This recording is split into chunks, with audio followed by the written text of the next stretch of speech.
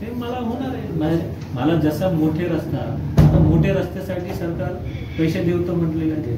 गडकरी साहेब national हायवेचे देतो म्हटलेले, state हायवेची माननीय मुख्यमंत्री साहेबांनी जबाबदारी घेतली. आणि बाकी छोटे छोटे रोड्स आम्ही करू ना, महापालिका. आम्ही पहिलं तर पोल लावून टाकू 30 मीटरच्या ठिकाणी.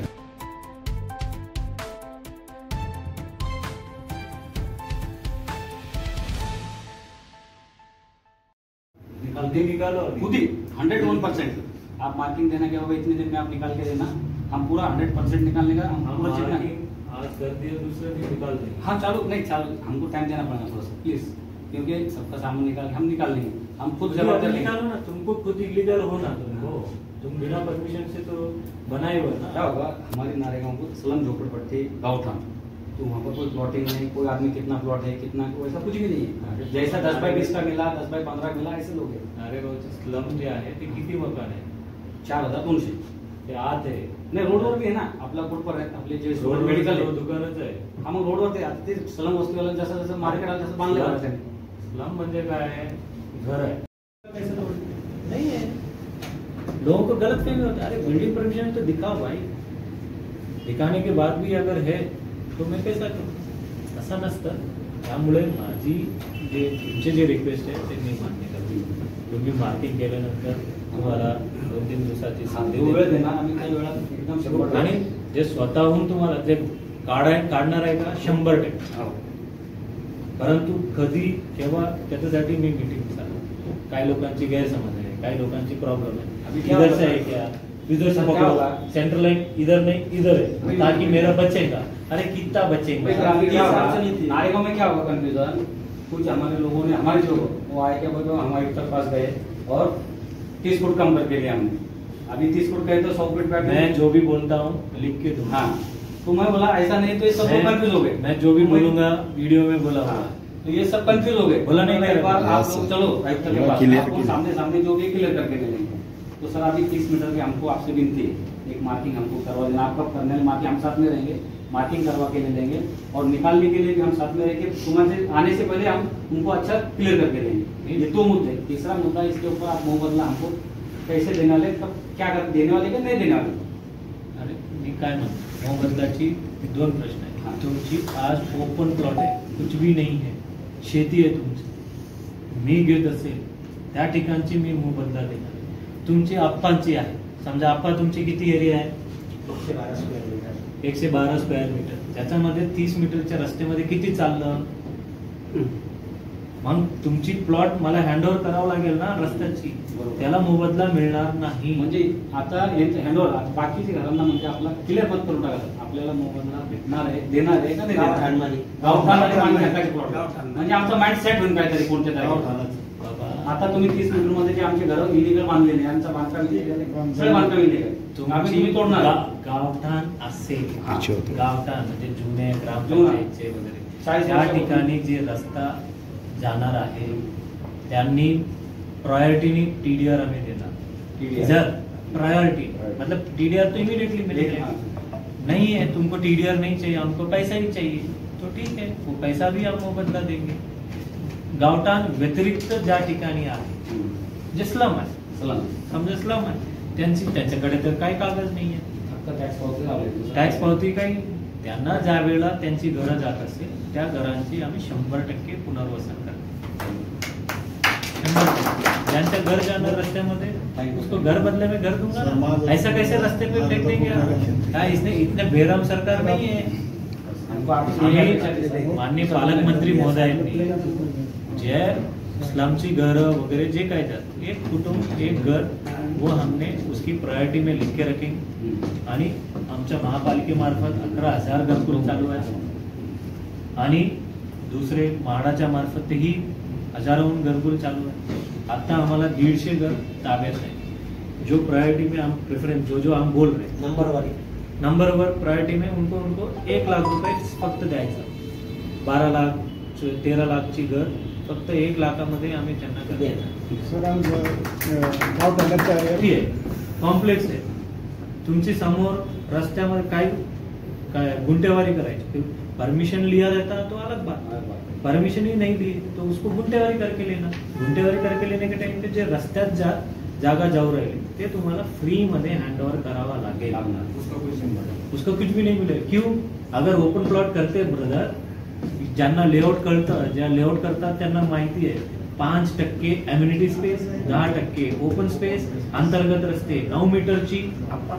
हा, मग त्यानंतर सिटी डेव्हलपमेंट चार्जेस अमुक तमुक एवढा भरावा लागतो.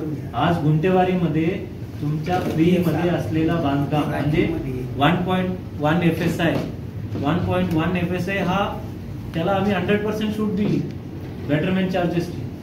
सर एक मी आताही सांगतो की तुम्ही परत येऊन नाही सांगायचं साहेब आम्हाला TDRच द्या, पैसे नको पाहिजे, असं नाही सांगायचं. मी पैसे द्यायला पण तुम्हाला तयार आहे. जे गुंटेवारी जे गावठाण बाग आहे, त्यांनी सिटी प्रॉपर्टी कार्ड वगैरे बनवून त्यांची आहे, त्यांना आम्ही पैसे द्यायला आम्ही काही पाठीमागं बघणार नाही. कारण शेवटी ज्या लोक गुंटेवारी करतात ते पैसे, आलेले पैसे तुमच्यासाठीच आहे, जे कॉम्पेन्सेशन द्यायचं. परंतु मी आता सांगतो आजच लिहून द्या मग की TDR नाही पाहिजे. कारण TDRची तुम्हाला भाव वाढणार आहे. कारण आपली पॉलिसीमध्ये आता 1.1 FSI नंतर मॅन्डेटरीली तुम्हाला TDRच घेऊन बांधकाम करायचे. ज्यांचा पहिला माला नंतर बांधकाम करा. आज कोण पहिला मालात राहता आपला? सर्व वरती मालात राहतो. आता काही ठराविक लोक मंडळी म्हणतात सर तुम्ही हे करू नका, आमचे बिल्डरांचे नुकसान आहे. नाही, असं नाही. मी पहिलं शहराच्या बघणार आहे. कारण हे TDR म्हणजे कोण आहे? TDR म्हणजे काय? आता सर्वसामान्य शेतकरी काय म्हणतो, माझे शेत जर जात असेल शेती बदल्यात शेती द्या, शेती बदल्यात शेती द्या, शेती बदल्यात पैसे द्या म्हणणारे आता कमी वर्ग. आता TDR म्हणजे काय? तुमच्या जमीन बदल्यात जमीन आहे, जमीन बदल्यात जमीन आहे ना. TDR म्हणजे ते कागदी असणार आहे. तर तुम्हाला कुठेही विकता येते, नारेगावच्या विकता येते, नक्षत्रवाडी, आणि तुमचं नाव तिकडे ठेवणार आमच्या वेबसाईट मध्ये. आप्पांच्याकडे 1000 स्क्वेअर मीटर TDR आहे. मग आप्पाला शोधत येणार. आप्पा आता तुम्ही हा क्लिअर केला ना, इतक्या दिवसापासून क्लिअर. परत नाही बोलायचं, करू आम्ही त्याचं परत नाही बोलायचं की आम्हाला पैसे नको, पैसे पाहिजे का TDR पाहिजे निर्णय घेऊन तुम्हाला सांगून देणार आहे का नाही? नाही, मी आता सांगतो, सांगून तुम्ही लिहून द्या. 100% लिहून देऊ मी की मला TDR नाही पाहिजे, पैसे द्या. कारण काय असतं, आता तुमची नारेगावची बाजारभाव किती आहे? आता सध्या 4-5 हजार आहे. सरकारी भाव किती आहे? 1000 म्हणजे 2000 भेटेल तुम्हाला. सरकारी भाव डबल मिळणार. परंतु ते उद्या TDR तुमची बाजारात जास्त विकली जाणार ना. वाढणार आहे साहेब म्हणते शाश्वती 100% होणार. कारण आम्ही कंपल्सरी करतो. कारण TDR आमचा पोर आहे. TDR म्हणजे मी घेतलेली जमीन आहे, महापालिकेची जमीन आहे ना तो. आणि ग्रोथ मग त्याला पहिलं जेऊ घालायचं की बाहेरच्या पोरांचे जेऊ घालायचं? काय लोक म्हणून तुमची फायदा उचल. आता आमची हे चाललेलं यांच्या मार्फत, मीडियाच्या मार्फत की TDR म्हणजे काय.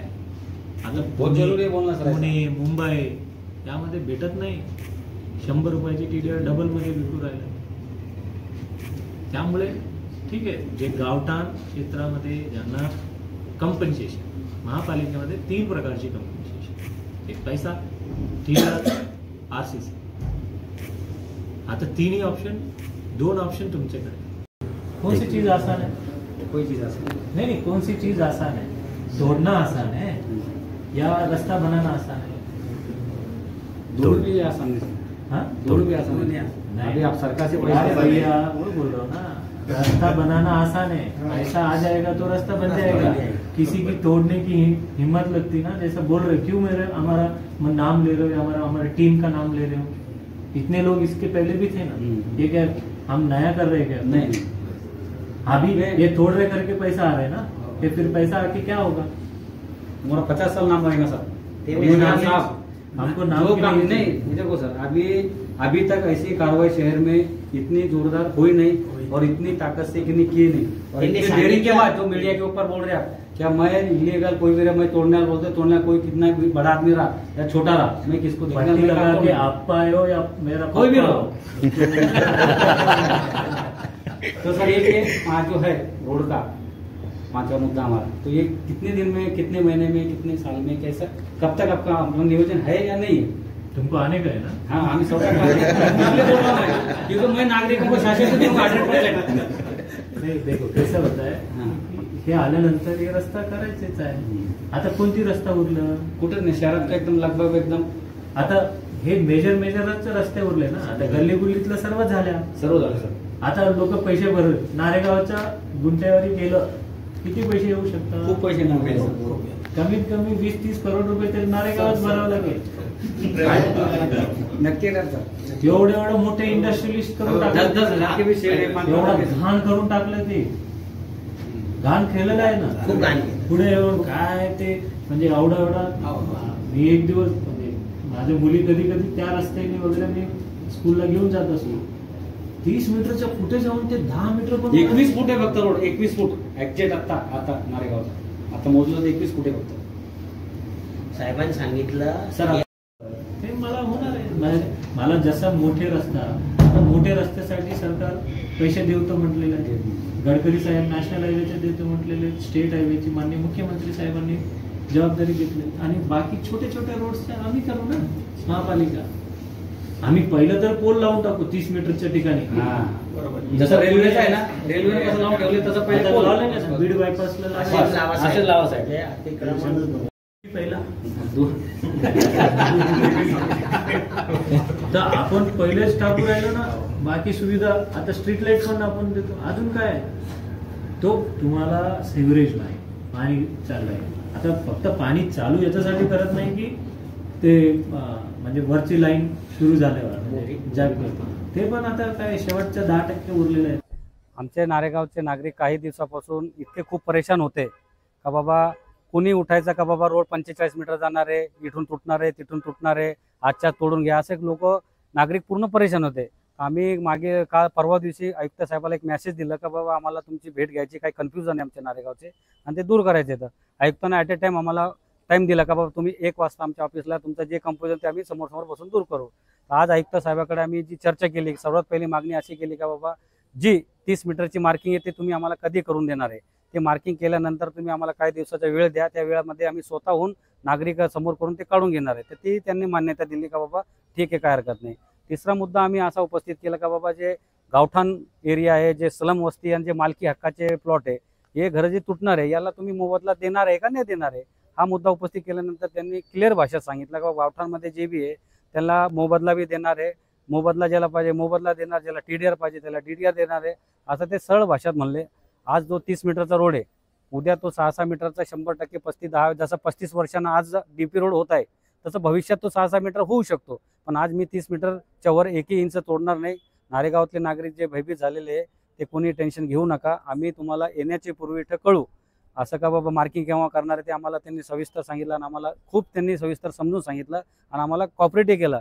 आज आमचे नारेगावचे नागरिक जे परेशान होते इतक्या दिवसापासून, आज ते सुखाना रात्री झोपणार आहे का बाबा खरोखर आम्हाला आज कमिशनरनं आम्हाला जी मदत केली, जे सपोर्ट केलं, कारण की हायकोर्टचा सुप्रीम कोर्टचा जे कायदा आलेला, जे ऑर्डर झालेला आहे त्या ऑर्डरनुसार सगळ्यांना जे बाधित घर आहे ते काढणं 100% गरजेचं आहे, त्यानुसार त्या कायद्यानुसार आम्ही हायकोर्टाचा सर्व नागरिक सन्मान करता आणि हायकोर्टाने जे आदेश दिलेले आहे ते आपल्या विकासासाठी, आपल्या भविष्यासाठी दिलेला आदेश आहे, त्यासाठी आम्ही त्यांचाही सन्मान करतो। आणि मी नारेगावातल्या नागरिकांना आश्वस्त करतो का बाबा नारेगावमध्ये घाबरण्याची आधी कोणत्याही प्रकारची गोष्ट नाही आहे, असं अतिक्रमण येऊन कोणी बळजबरी रात्री काढणार नाही, दिवसा येणार नाही, ते आपल्याला सूचित करून मार्किंग करणार आहे, मार्किंग केल्यानंतर आपल्याला वेळ देणार आहे, त्याच्यानंतर जे आपल्याला कोणी कार्यकर्ता नेता उठून सांगत आहे, कोणी मेसेज टाकत आहे का असं होणार आहे, मी ते 45 मीटरचा 30 मीटर करून घेतलं, हे सगळ्या खोट्या बातम्या आहे, याच्यावर कोणी लक्ष देऊ नका।